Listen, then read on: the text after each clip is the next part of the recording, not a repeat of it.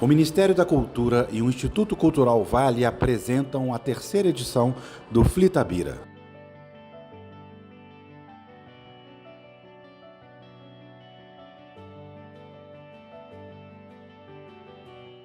Eu queria convidar ao palco agora Sérgio Abranches e Ailton Krenak.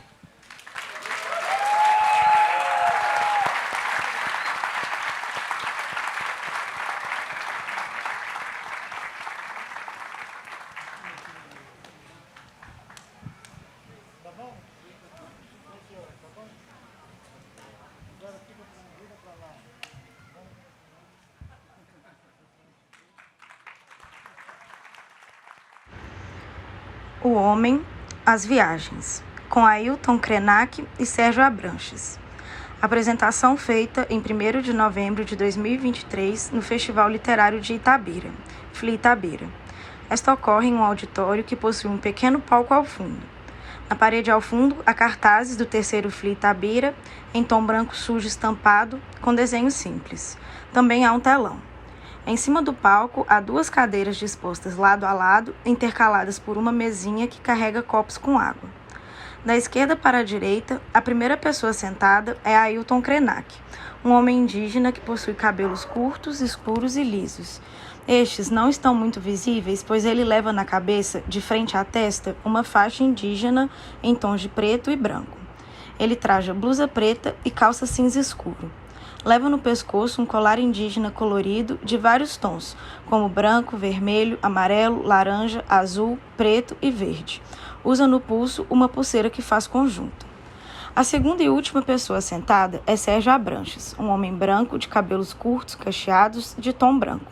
Ele traja camisa social branca e calça jeans. Usa óculos redondos. Ao longo do vídeo, a plateia é filmada e está cheia.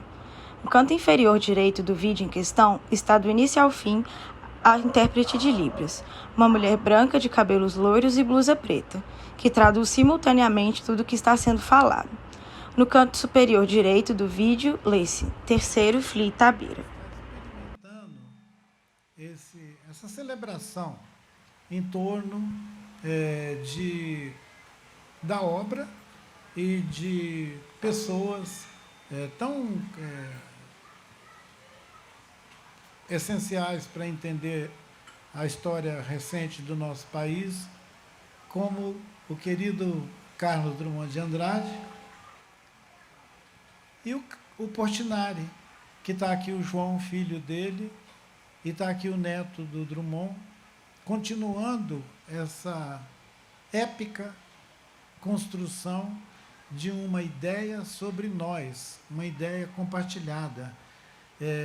Eu fiquei muito comovido, em vários momentos, de ver a troca de carta entre esses dois brasileiros.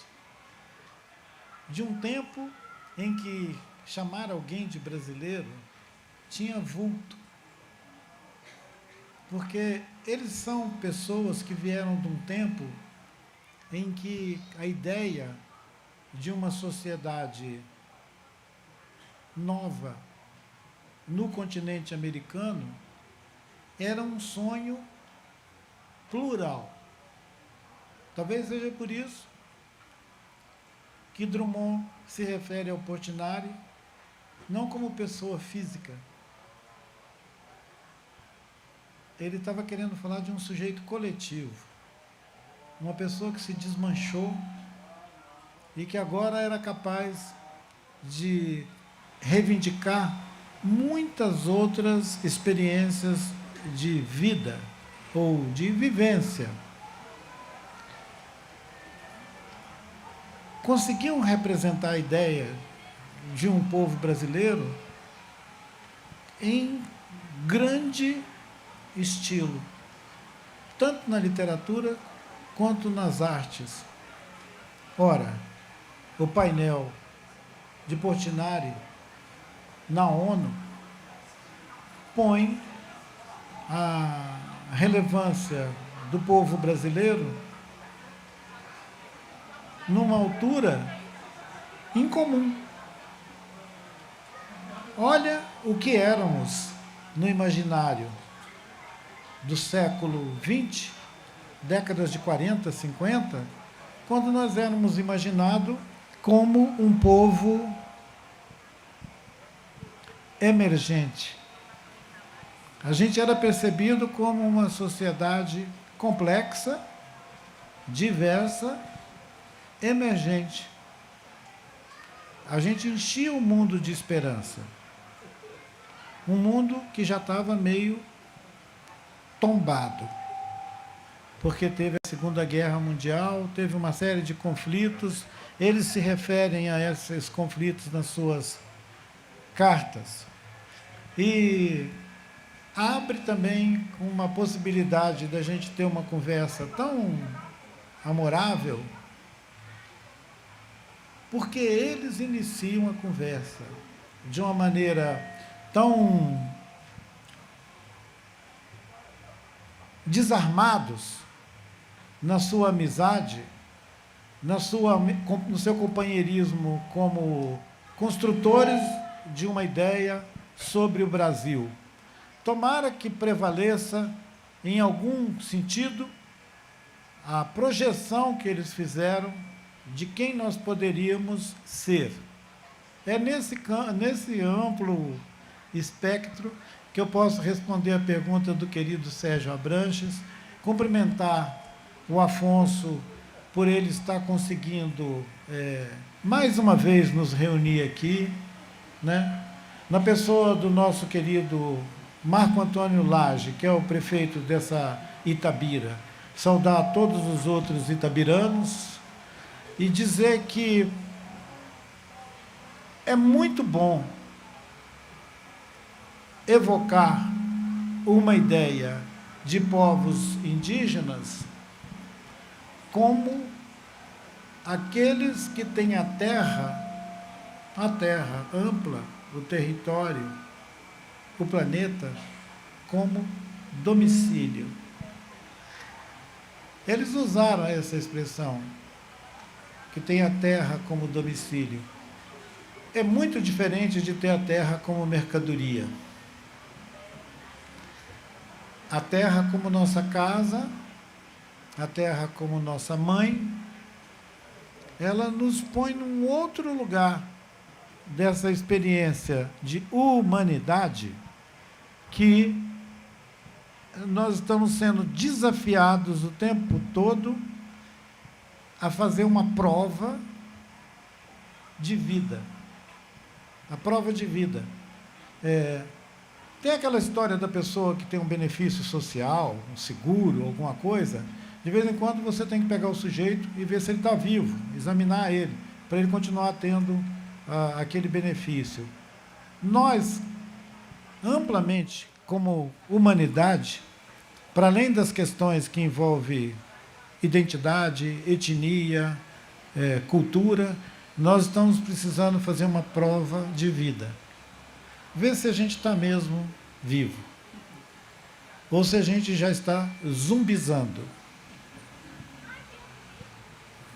Eu publiquei um livrinho, Ideias para Adiar o Fim do Mundo, antes da pandemia. E naquele livrinho eu alertava a todos nós sobre o risco da gente se tornar uma humanidade zumbi.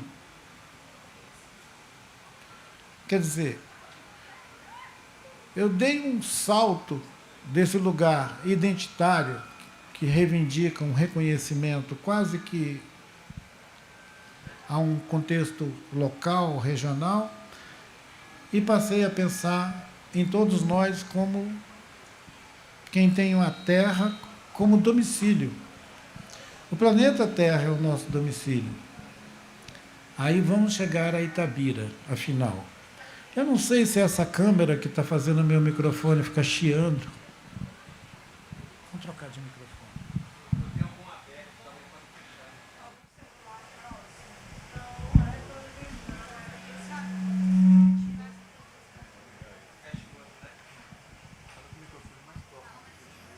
Eu estou falando com ele próximo, mas ele está com problema de sinal dos outros aparelhos.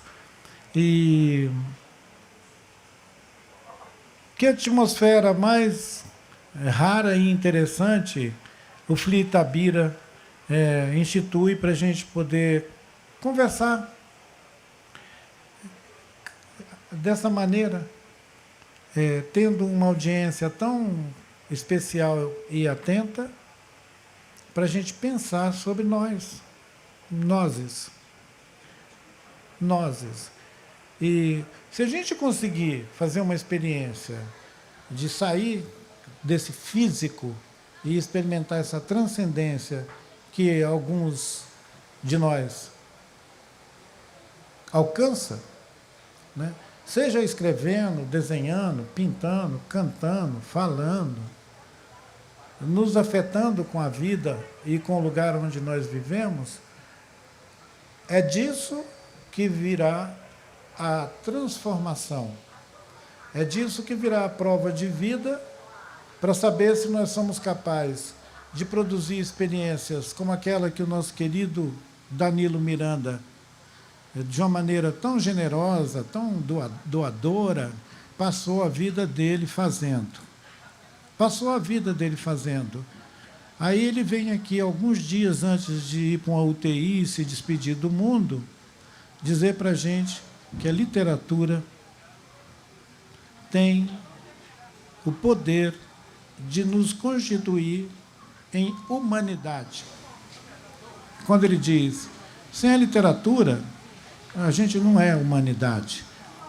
Então, para além de um elogio da literatura como uma arte, da literatura como experiência criativa, ele está falando sobre humanidade, uma qualidade de seres que não é só a afirmação especista, o especismo dos humanos, mas a possibilidade de nós nos transformar em outros experimentos social. Durante muito tempo, essa região que nós estamos aqui pensando o mundo, foi uma vasta região na bacia do Rio Doce, que era percebida até o século XIX como a floresta do Rio Doce.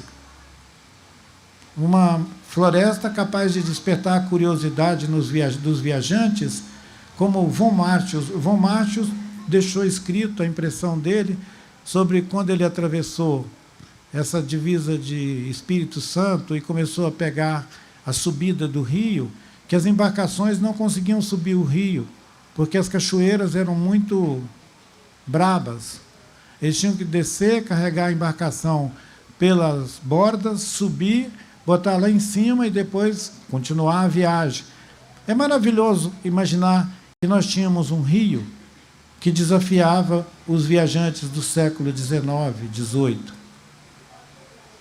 Nós precisamos, pelo menos na memória, ser capaz de avivar essa bacia do Rio Doce e a sua importância como um rio que está ali na segunda grandeza das grandes bacias hidrográficas do nosso país. Ele é irmão de outros grandes rios e ele, nesse momento, está reclamando cuidado. Eu moro com a minha família num sítio que é uma reserva, a Reserva Indígena Krenak, entre Conselheiro Pena e Resplendor, saindo de Minas para o Espírito Santo. Se eu pegar o trem aqui, algumas horas eu vou descer numa estação lá embaixo, perto de onde tem a aldeia Krenak. Da janela da minha casa, a uns 300, 500 metros, eu avisto a ruína do rio passando. Esse poeta que nos reúne aqui, ele já falou de Itabira. Ele já falou de uma certa ruína. Ora, eu também experimento essa falta do vigor, do frescor daquele rio, da força dele de derrubar canoas, que está agora em suspensão. Eu já disse que o Rio Doce está em coma. Nós, os Krenak, chamamos ele de Uatu. Uatu, nosso avô. O Atu Miareré, o Atu Miareré, o Atu Miareré, o Atu Miareré, o Atu Miareré, o Atu Boquinhauit, o Burum Amanguteré. Aí, meu amigo Fabiano Piúba, você veio para tocar maracá. Então,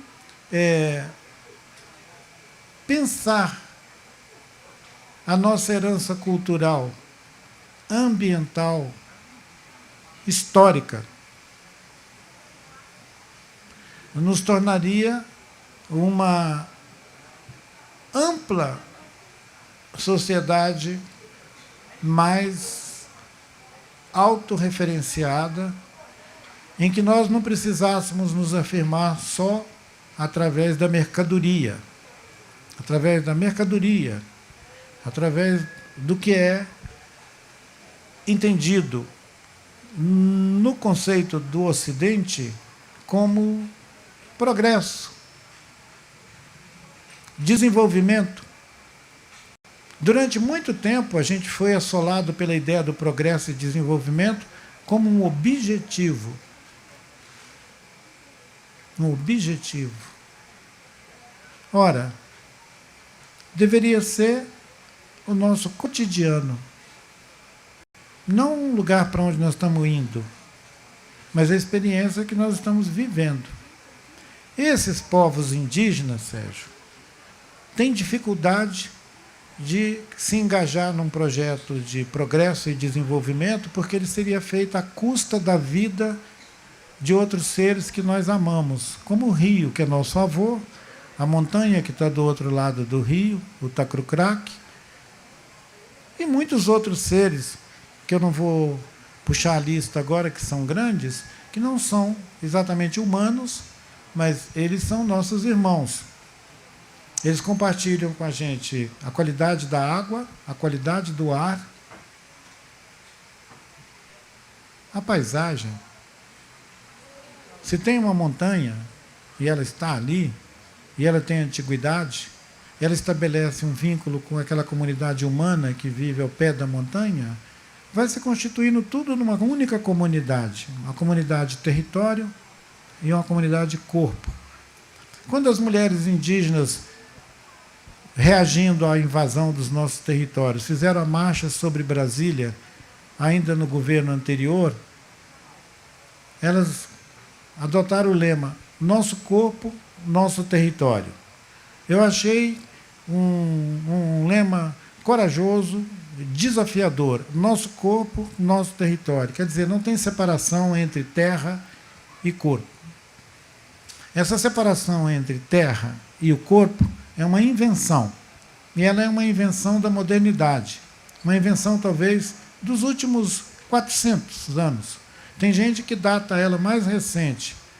Com o advento da industrialização, a gente começou a pensar que nós somos separados da vida.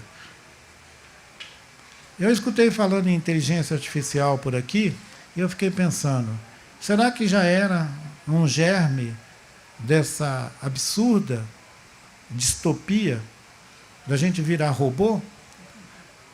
A modernidade, será que é isso? É a gente se separar do corpo da Terra e imaginar que nós somos uma outra coisa? Eu, na minha aproximação com Drummond, eu adotei o homem, as viagens, como um roteiro para investigar essa alienação do corpo humano do corpo da Terra.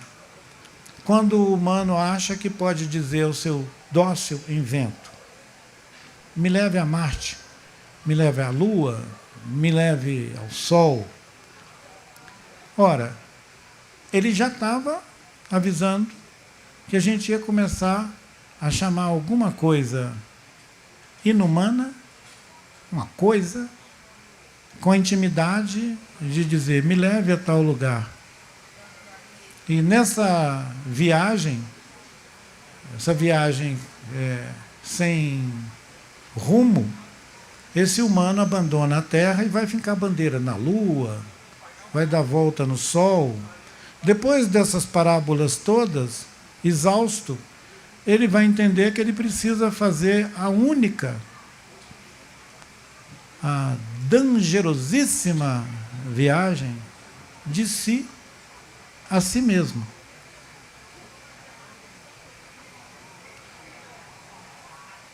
Pôr o pé no seu coração e experimentar a insondável alegria de conviver. Convivência. Conviver. É esse exercício que nós estamos fazendo aqui. Conviver.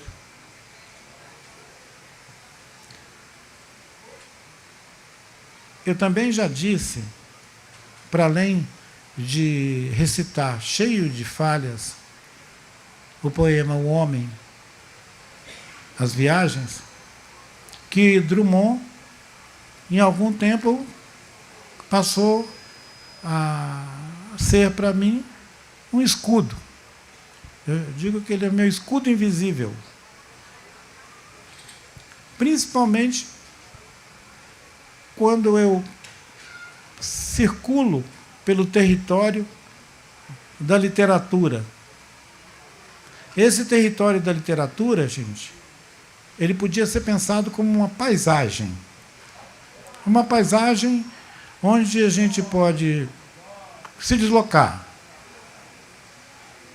experimentando diferentes sensações, calor, frio, medo, raiva. Esse território da literatura, para você andar nele, é bom que você tenha alguma guia. E eu adotei Drummond como meu escudo invisível. Aí não tem para ninguém. Bom, nós estamos conversando. Eu disparei e já estou lá no outro lado da paisagem literária. Mas está tão bom, né? Tá bom, tá ótimo. Tá ótimo. Tá ótimo, você não precisa falar mais nada. Quer dizer, eu não preciso falar mais nada. Você sabe que eu estava aqui me lembrando, primeira vez que nós nos encontramos, era uma reunião para discutir um programa pedagógico num campus ecológico, lá no Vale do Rio Doce. E todo mundo falou uma porção de coisa, ficava falando, e o Ailton ficou olhando assim, com esse olhinho dele. E aí, aí o coordenador disse, bom, ele não vai falar e tal. Quando ele estava começando a fechar, ele falou, eu queria falar. E ele falou uma frase. E a frase era uma advertência para que a quantidade de coisa que a gente estava falando, pensando, etc. e tal, ele tinha uma resposta mais simples e mais sábia. E foi a partir daí que se construiu a programação, porque toda a conversa anterior era para te ouvir. Eu fiz uma pergunta só para te ouvir. E te ouvir é uma conversa interminável.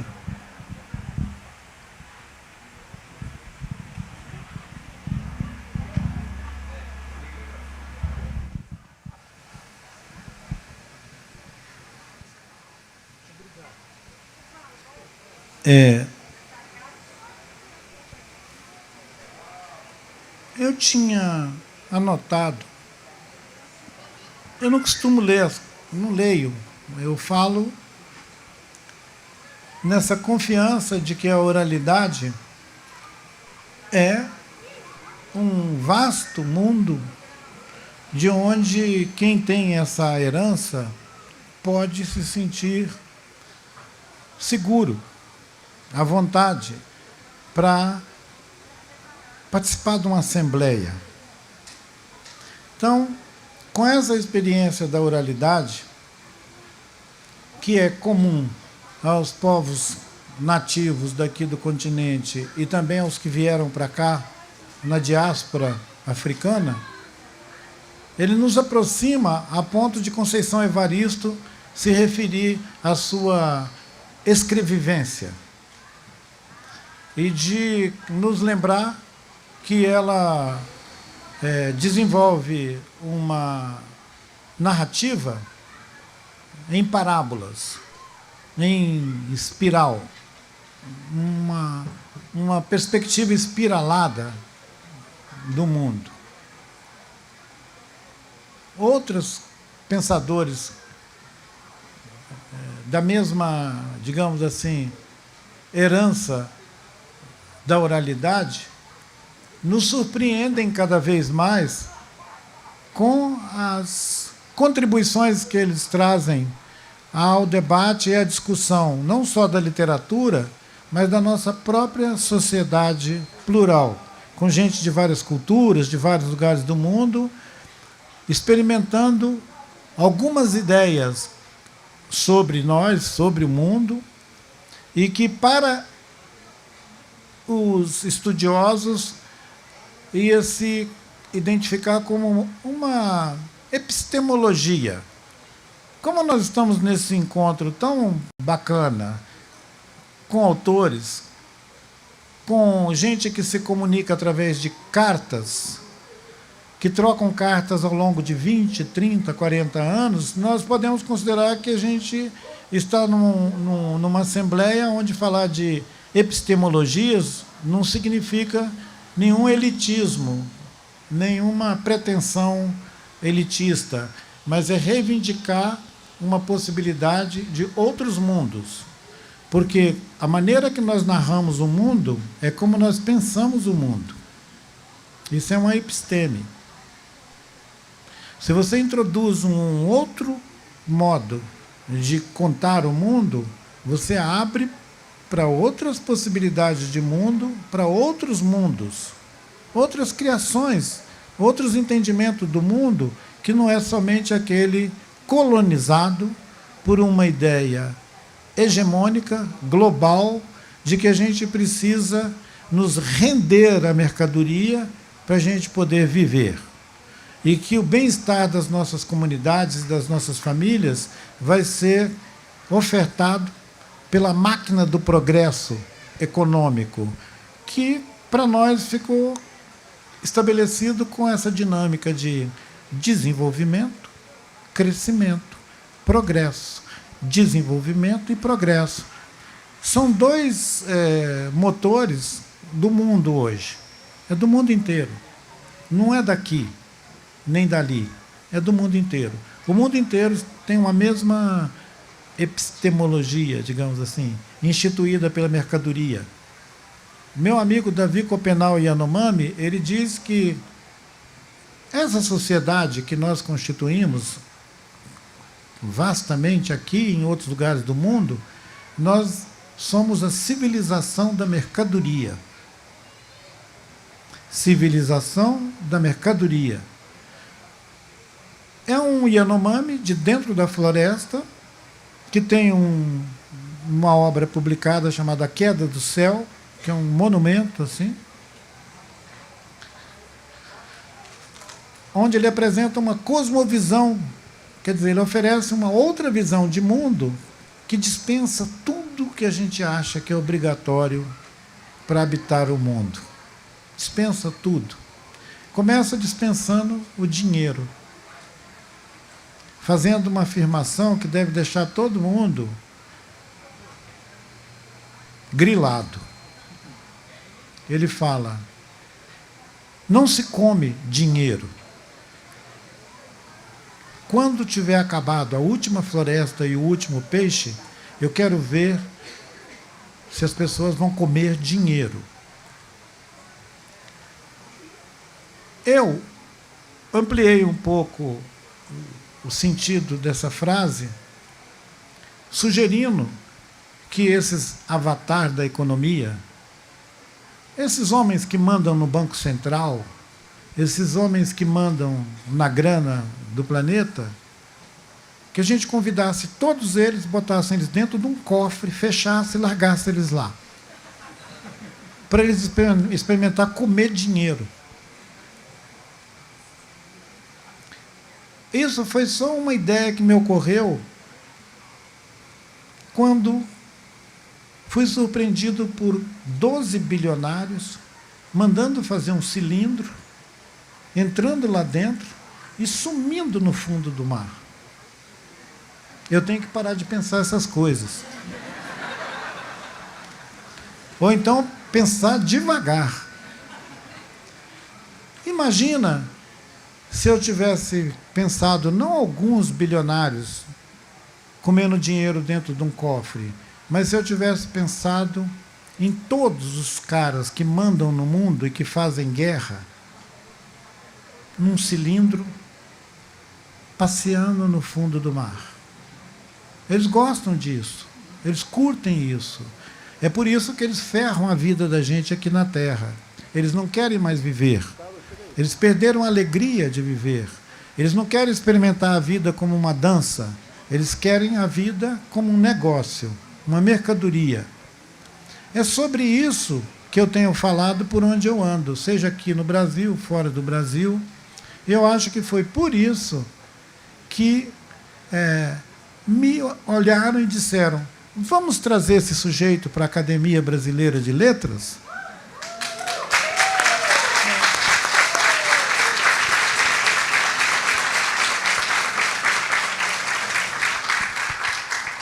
Eu também vou bater palma para vocês. Então, eu pensei, mas que é isso? Nós vamos experimentar nessa nossa formação brasileira que indígenas, mulheres, negros, agora nós temos essa ambiguidade de algumas pessoas dizer, não, são pretos. São pretos, não é para chamar de negro. Mas também tem gente que fala, não, não pode chamar eles de índio, tem que chamar eles de indígenas. Então, como nós somos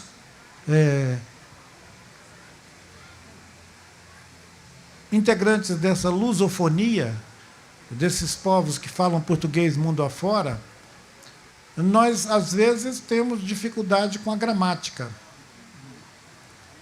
E mais ainda, quando a gente tem que começar a nomear uns aos outros.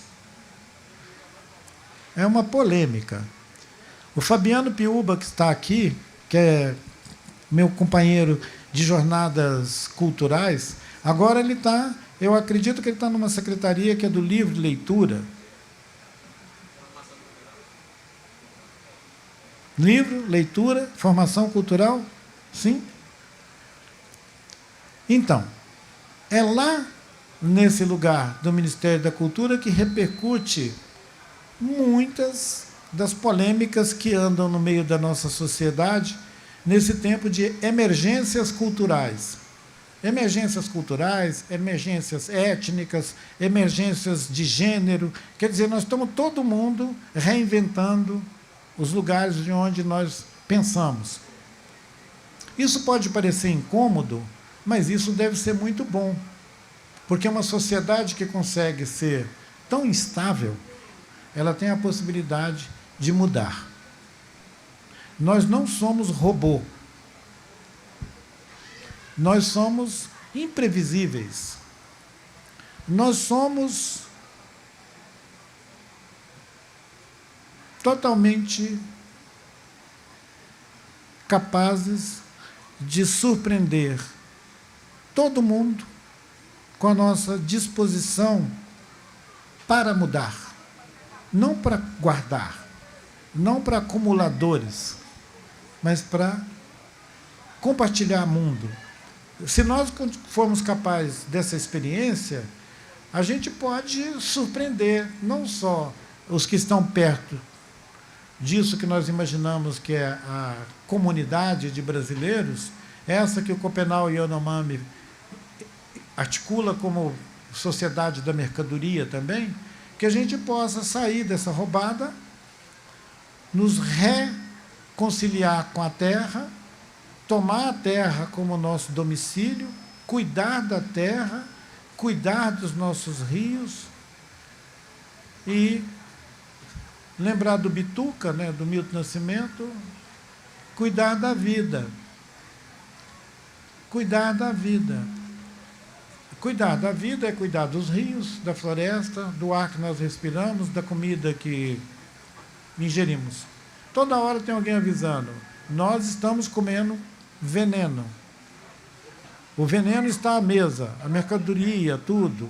Então nós temos tantos avisos para a gente tomar cuidado de nós, cuidado de si, cuidado do outro, cuidado com a terra. Quer dizer, não falta instrução para a gente fazer o melhor do tempo e da experiência contemporânea. A gente não precisa sair por aí acreditando que o melhor mesmo é mandar um míssil para cima da Palestina. Eu nem sabia que o Jamil ia nos visitar e trazer alguma coisa da área dele, da área que ele mais sabe. Tomara que ele venha, e aí ele vai falar com muito mais propriedade dessa brincadeira, uma brincadeira perigosa que o mundo resolveu fazer de novo, que é mandar bomba uns para cima dos outros. Não só nesse corredor palestino, mas em outros lugares do mundo também que estão sendo subestimado a tragédia, de lugares que até um pouquinho antes a gente via as notícias, que é a Ucrânia. Nós não podemos nos tornar uma humanidade que alterna desgraças para esquecer a última. Nós temos que ter memória de quem nós somos e fazer o possível para que esse mundo que a gente compartilha possa ainda ser nosso domicílio, mundo. Eu me senti muito abençoado com a presença das cartas, a leitura das cartas, que ela introduziu a nossa conversa de uma maneira muito gentil, né?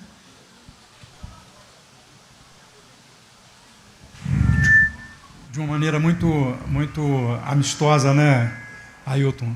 Conversa de amigos. E eu gosto dessa. Eu gostei muito quando você lembrou o conviver, porque não é? O poema vai numa progressão de progresso e depois ele diz, mas olha, vamos fazer a coisa boa que é conviver. E eu sempre vejo você pedindo isso. Você sabe que a minha grande curiosidade hoje, desde que você foi eleito para a academia, é ficar imaginando como é que você vai fazer o discurso de posse. Porque a academia chega de regra, né? Eu me lembro que o Zé Murilo de Carvalho, quando o Inácio Loyola Brandão foi eleito, ele disse assim, o Inácio falou assim, eu vou fazer um discurso feito se estivesse escrevendo Twitter. Aí eu contei para o Zé falou assim, não pode, porque a academia não é assim. Né? Mas acontece o seguinte, a academia não é mais aquela, né? A academia já é outra, antes de você tomar posse. Eu fico imaginando depois. É uma revolução cultural. E não tinha uma outra pessoa para entrar na academia nesse momento que não você. Eu ouvi você falando aqui na entrevista sobre a academia, você falou agora um pouquinho, mas eu queria que você, nos últimos minutos que a gente tem aqui da nossa conversa, você conversasse um pouco conosco sobre como vai ser a conversa no chá dos acadêmicos, depois da sua posse.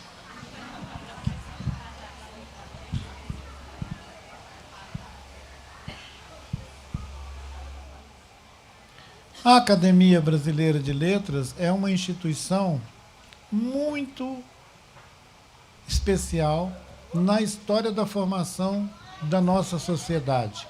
Assim como a República, elas nasceram meio junto. Quer dizer, uma sociedade que vai formando uma ideia de si como republicanos, eles precisam ter alguns equipamentos para isso. As universidades, as academias de ciência e a Academia Brasileira de Letras, ela tem essa relevância. Eu sinto que estou sendo admitido em um espaço que é muito relevante para a sociedade brasileira como um todo, para os que sabem e para os que não sabem. Então eu trato essa trajetória, essa experiência, como uma reparação histórica para os povos indígenas, a minha presença na academia. Não é uma coisa pessoal.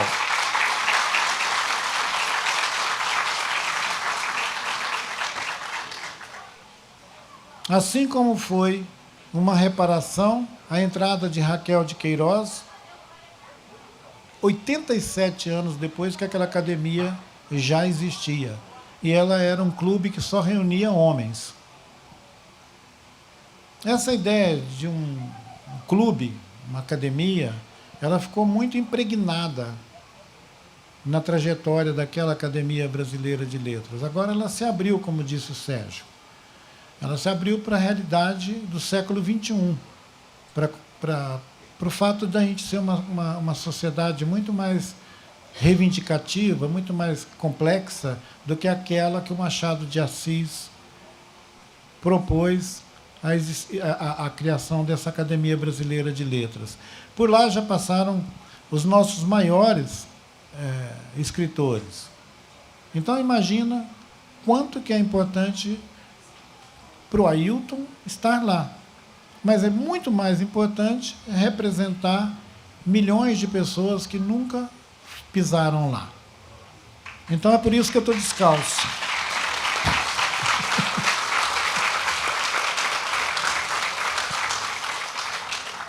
Pisar suavemente na terra exige que a gente primeiro tire o sapato. Pisar suavemente na terra é uma orientação para a gente se reconciliar com o planeta, com nós mesmos, com a vida. E estar lá naquela academia, talvez, seja nunca tomar chá. Nunca tomar chá. Porque eu não acredito que aqueles senhores, são 40, né? São 40 membros, 40 cadeiras. Eu não acredito que aqueles senhores tenham tempo para tomar chá. Diferente desses amigos incríveis que nos anos 50, 60, até virando ali a década de 70, dedicavam-se àquela ideia do ócio criativo. Vinícius de Moraes, Portinari, o Drummond, eles se juntavam para contar história, para tocar, fazer música, fazer poesia. Nós estamos vivendo num tempo em que as pessoas que ocupam a Academia Brasileira de Letras, eles são demandados o tempo inteiro para fazer show, como Gilberto Gil. Gilberto Gil deve estar na Europa, como é que ele vai tomar chá comigo? O ex-presidente Fernando Henrique Cardoso está cuidando da vida dele, como é que ele vai tomar chá comigo? Quem sabe a gente pudesse fazer uma crônica, Jamil, fazer uma crônica perguntando quem vai tomar chá comigo? Quem vai tomar chá comigo?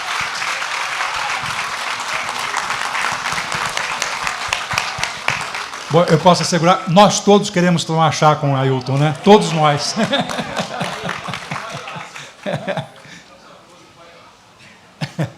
Ailton, é um prazer enorme realmente poder compartilhar com você esta mesa. E pode ter certeza que você iluminou muita gente aqui com essas ideias muito caras para todos nós.